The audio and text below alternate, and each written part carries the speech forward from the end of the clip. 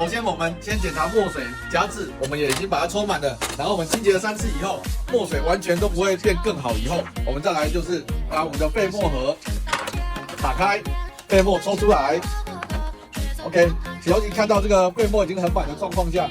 我们就是我们的黑色可能塞得很死啊，可是它的彩色又很好抽，所以它的导墨已经是无力的。我们要用我们的法宝，利用管线把这个插在废墨管里面，后面我们有一个废墨管。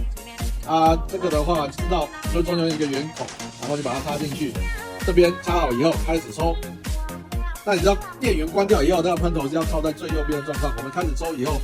那我们在抽的时间是很顺利的状况下，这样就已经代表喷头已经通了。OK， 这是我们的另外的抽喷头的方法来教导给大家，谢谢，拜拜。